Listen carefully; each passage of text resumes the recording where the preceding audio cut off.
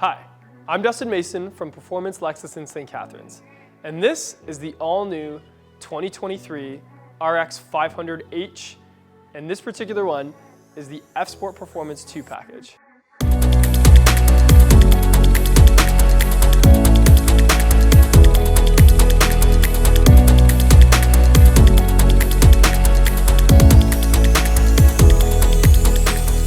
Lexus is finally going the right direction in regards to the F-Sport performance. And what I mean by that is F-Sport used to just mean kind of styling and maybe a little bit of handling and things like that, but now it's showing that the F-Sport performance lineup, in Canada at least, is going in a direction of really performance-oriented packages as well as models, which is really exciting. So differences between this one and the RX 350 or the 350H, for instance, is this is going to be powered by a 2.4 liter 4-cylinder turbocharged engine that's paired with 2 electric motors. And one of those electric motors is at the rear axle and is a lot of power. I think the spec is somewhere around 100 horsepower just for that rear motor. And a total horsepower of the whole system of around 367, which is a big upgrade from, I think, what the 350H is, which is somewhere around the 230 range. So if you do like a little bit more power and a little bit more handling and just a little more oomph to your driving, this is the one to go with, for sure. Another really exciting thing is, even though it's a hybrid, it's using a 6-speed transmission. Now, RX has had an 8-speed since like 2016, and even sooner on some of the F-Sport models. So why did Lexus go with a 6-speed transmission on this? When asked this, the engineers simply replied, driving experience. So what they did was have some longer gears that have more of a shift feel to it instead of using a CVT like the hybrid models. So it kind of shows you that they're not really thinking, not fully thinking of only having fuel economy, but also some performance factors as well. So let me show you around. One of the things you'll notice is the overall size is going to be the same as the 350 and the 350H. However, there are some subtle differences to point out. A lot more black accents. You can see this black garnish, some black trim towards the bottom of the grille is some of the bigger stuff, but also things like the mirrors. Now, in the past, Lexus kind of had some black line additions and some more blackout trims where the wheels would be black and the grille would be black, but things like the mirrors would still have a little bit of chrome on it. Where now, it really is a blacked out mirror, which I think looks really good. Same with the chrome that used to be around the side of the silhouette is now blacked out, and it doesn't have that same shininess that the chrome did before, where it's not like someone just spray painted some chrome. It actually looks like a different garnish or different type of decoration, which is amazing. Another thing is the satin black wheels. So it's really hard to tell on the website, but these do have a matte finish to them, and the caliper is now painted black with the Lexus emblem kind of decaled on there as well, instead of just being a plain caliper, which is nice because it is a big break on the front. So it really does draw attention to it. Another subtle difference is the F-Sport logo is now very different from the F-Sport styling packages, is what I think they call them in other markets. We just call them the F-Sport package, to the F-Sport performance package. So this is a really similar logo to what we saw on things like the IS 500, for instance. So again, just a small differentiator that, if someone is paying attention, they can see a difference there. Moving to the back of the vehicle. So as I mentioned, there is a very powerful electric motor on that rear axle, and also it has 4-wheel steering. So these rear wheels, depending on what speed you are, will either turn with you if you're in a situation like on the highway, or turn away from the way that your fronts are turning to give you a tighter turning radius at slower speeds. So really cool technology there, and definitely emphasizes the handling and overall performance of the vehicle. Another thing you'll notice is on the back it says RX 500H with Direct 4. So that's the branding of the new all-wheel drive system that's in this, and is also going to be in the fully electric RZ model that'll be coming out sometime next year with some more details in Canada at least, which is really cool. Accented, we have some more black decorations, and actually you'll notice there isn't much of that matte plastic that Lexus has done in some of the other models like the RX 350 in previous years. Everything is pretty much painted except for this little decoration right here is still that matte color. Same with the mud flaps there, but Everything else is painted beautifully, and you'll notice you can't really see the exhaust because this is one of the electrified cars. So even though it's a self-charging hybrid, it still is electrified, so they don't accentuate those exhausts, but instead they have some other beautiful styling as well. On the rear, we're greeted by the new Lexus logo, which I absolutely love. Instead of having just the L emblem, it is spelt out, which is gorgeous. And in the rear, we have some amazing space. I think when I compared it to the previous model, there actually is slightly more space here. I think it has to do with a little bit of the design. Not a huge difference from previous years, just very minimal, but still really good. So decent space, decent height to load things into, which everybody has always loved. Also in the rear, we have some switches to fold down those rear seats.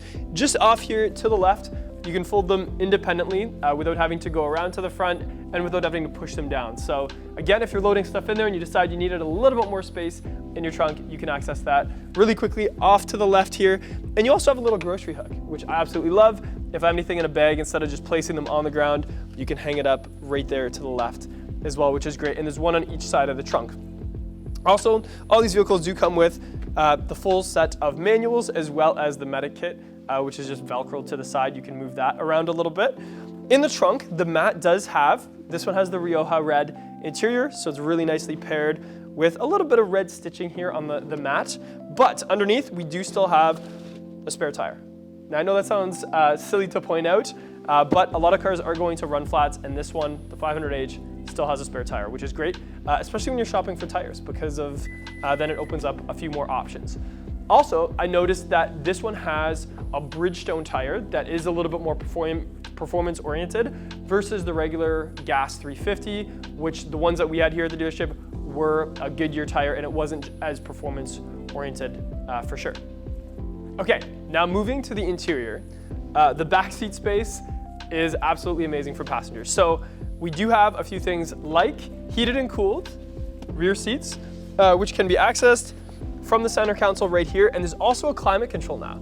So in previous RXs, there was never climate control in the rear, and there was always heated seats back here in the last generation, but for this one, we have heated and cooled in this particular package, which is great. And we also have two USB-Cs right there in the center, super easy to get to. So it doesn't matter how many people we have back here, you can easily get to that panel.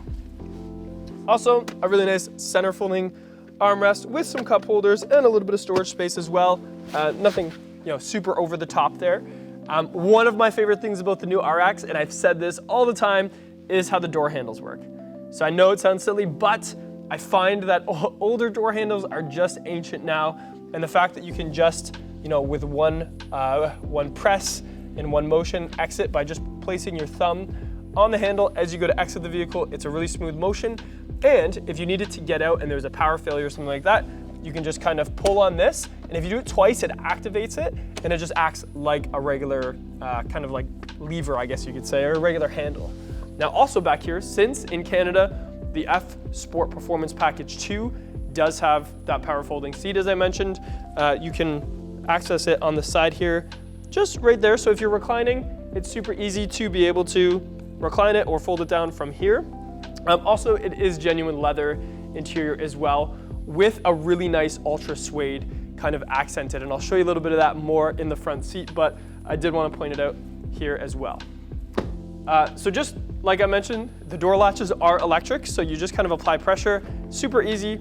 And then if you ever had to override that, so if the car battery's dead because you left it in your driveway for a long extended period of time, you can pop this panel off here, use the key shank to be able to go in, unlock it, and then you use this little panel right here kind of turns into the latch.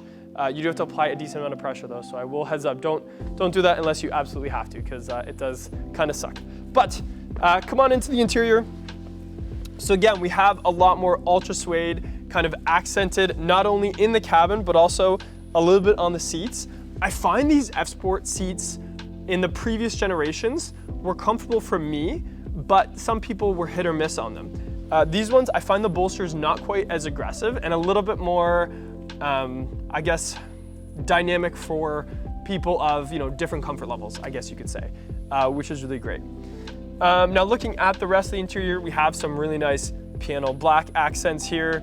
You can see they've moved the memory seats here instead of having them on the door. I wasn't sure why, but I like it there. And also, funny kind of small detail is on a lot of, not just Lexus, but other vehicles as well, they always had the odometer and the dimmer switch kind of like tucked behind the steering wheel, where you'd have to kind of like move your head around to be able to see it. Now it's actually in eyesight, so super easy to look. And that's a big proponent of this new interior. Is it used to be that a luxury buyer wanted to see lots of different buttons and gadgets and stuff like that, but now as time goes on and we're overwhelmed by electronics on any given day, we like something that's a little bit more subtle, yet classy and calming to look at. So what they've done is they've really simplified the cabin and just made it make more sense, I guess you could say. So that's really great that you can see that there. The rest of the accents is a little bit more of like an aluminum look to it. So this kind of three-dimensional but smooth looking centerpiece here is very, very modern, has that modern vibe to it. We have the nice F Sport logo here on the steering wheel. And the steering wheel itself feels really good. So we have a little bit of textured perforation here on the sides where you put your hands, and then you know, some really nice red stitching to go with the Rioja red interior that we're sitting in, which is nice as well. Also to the left here, we do have this little kind of change purse area, which is still nice that we have that after all these years, because there's always stuff you want to put in there, valet park, stuff like that. But let's start it up. So being a hybrid, you're not always going to hear the gas engine. It will come on sometimes. But what I noticed was on the 350h, it's definitely in electric mode a lot more. And actually you'll find there is no EV button here in the center, where in the 350h there is. And that's just another one of those cues that this hybrid system isn't just for fuel economy, it's mainly towards power, which is a big proponent of it. So once everything's fired up, we have some new digital displays here that, being a Lexus enthusiast as I am, it did take some getting used to for all these systems, but once I got used to it, I'm absolutely in love with it.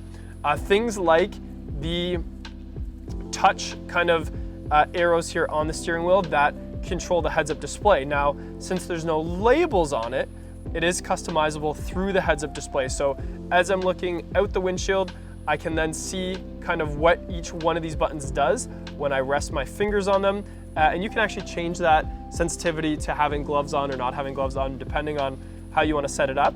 But once you get used to it, it is very second nature. I mean, at first it feels very foreign because you can't really just look at these buttons ahead of time to see what they do. But once you set everything up, your cruise control to the right, plus some other screens like display, that sort of thing. And then to the left is mainly your radio and your phone and your digital stuff. So once you get used to that, very easy to use, especially the voice commands and music and stuff like that. Second nature.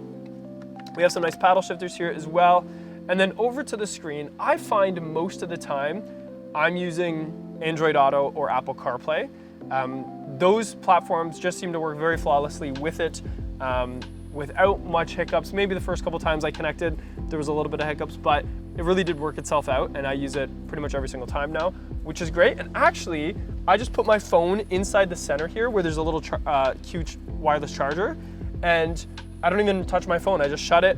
I do everything through the screen, my music, my Spotify, or any other streaming service that I have, I end up just using from there. Another really cool thing that took me a while to get used to is the quick menus here. So at the bottom of the screen, you'll see one that says climate, and it'll just pop up some quick climate things like living in Canada, a de-icer, which is super, super important to get those windshield wipers warmed up a little bit and not have any ice streaks. But to the right of it, there's like those 6 dots, and when you press it, to the left will actually be some frequently used settings. So because of the new RX doesn't have the drive mode select in the center anymore, it's all done digitally, you actually can do it through this screen here and just quickly move over to sport. We'll see some things change there to be more like an RPM gauge instead of just like a power meter, or a bounce back to normal or to eco, or right now intuitive parking assist is there, probably because of when I was in the drive-thru I might have turned it off, but it's again a quick setting. There is multiple pages, so we have everything from max cool, max heat. We have some heads-up display changes. Some of this you can't do while driving, but when you're parked you can. And you can change the heads-up display to be, standard mode, minimum if you don't like a lot of distraction there, or full, which is how I like it. I like to see as much info as I can on my heads-up display just because then I'm looking down the road a little bit more often. We have things like custom drive mode where you can change the throttle response but keep the suspension set up to more of a comfort setting. So that's another thing. And over to the right even more, we're going to see a lot more of the driving assist. So everything from road sign assist, which is one of my favorite features, where essentially the vehicle will recognize road signs around you and then have them kind of on display here on your main display, your MID, I guess you could say, the multi-informational display.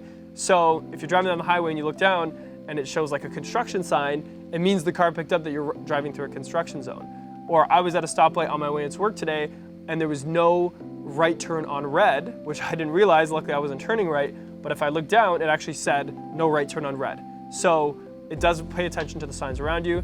Is it perfect? Probably not, but when I was driving it, it did seem to work really, really well. Also, when we go to the right there with all these, you'll see proactive driving assist. Again, one of my absolute favorite safety features that have come out for 2023 model year. It's really hard to explain other than imagine an extra level of safety bubble around your vehicle as you're driving. Doesn't matter if you're in the city, have cruise control on, any of that stuff. You'll find the car reacting to things happening around you subtly, not only to make sure you're paying attention, but also to just give you that extra little buffer. For instance, driving through the city, we have some cars stopped ahead of me. Even though I'm kind of just coasting, I'll feel the car, start to slow down a little quicker because it knows the car in front of me is stopped. Or if someone's walking on the road to the right, I might feel the car just go a little bit more around them, maybe veer a little bit to the left and try to, give a little bit more extra space there. So again, the car is just more constantly watching what's going on around you, adding these little adjustments and safety things to what's happening around you. And in my opinion, if it works once and saves someone's life or saves you, crashing your car into a parked car or a bicycle or something, it is well worth the technology. So you can shut it off, and some people do like to shut it off because of it might feel a little foreign at first, but I'm telling you, if you can get used to it, it is really good technology, and it's just one more step to being autonomous driving. And I'm someone that likes to drive. I love being a driver, I love being in control, and I still like that extra level of attention. Everything else on there is things like safe exit assist, where when you go to leave the vehicle, if there's traffic coming by you, it might just stop you for a split second, create some alarms, stuff like that. I have tested that technology out. It is really cool, especially if you live in a city like Toronto. Definitely huge on those busy streets. Rear cross traffic alert. The one this doesn't car have, because you have to go up to the F-Sport Performance Package 3, would be the traffic jam assist. So really cool technology. I'm super excited about it. I haven't had a chance to try it out myself yet, but essentially how it's gonna work is there's gonna be a monitor sitting right here on top of the steering wheel, monitoring your face to make sure you are paying attention, you're not asleep and stuff like that. And the car can kind of go into a mode when you're in a traffic jam where you can actually let go of the steering wheel, let go of the brake and the gas, and the car will keep you in that kind of that traffic jam scenario. Now, if the car thinks that you're asleep or thinks that you're distracted, it might just pop you out of that. So I am really excited to be able to try that out. I just haven't had a chance yet. Also in the center, we do have things like brake hold, which is really great. So you can be in drive with your foot off the brake and still kind of be stopped for a short amount of time. Traction control off, and then there's like an off-road mode. I tried it once in a snowstorm a couple weeks ago. We're down here in Niagara, we had a little bit of snow.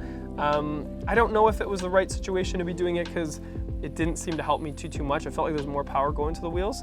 So I have to research that a little bit more, but it is there, and there's also an electronic parking brake. The shifter, you'll notice, is very similar to what we have in things like the LC and some of the other hybrids, where you kind of just go over and down to put it in drive, over to the left to put it in neutral, over and forward to put it in reverse, which in hybrids you'll definitely hear a little bit more sounds and things like that, and then just press P to park it. So pretty easy to get used to, and it just really cleaned up again this center console, which is really, really great. We have two USB-Cs at the top here, another one inside the console, and then a USB-A to be able to connect your phone to the screen if needed. Also, there is a lot of other kind of advanced settings to go through, but I won't go through all of them right now. That could be maybe its own video, but there is lots in there as well. Okay, going back to the front. Now you'll be able to see it with the lights on. So this particular package has the single LED headlight, but if you were to go up to the F Sport Performance Package 3, you'll get things like the triple beam LED headlights with adaptive intelligent high beam, where the high beams can kind of adjust to the traffic and the situation around you. Instead of just being on or off, it'll really kind of lighten up everything else other than what you don't want lightened up, I guess you could say, as well. Now, in terms of driving experience, now again, I know a lot of you are probably waiting for this part of the video.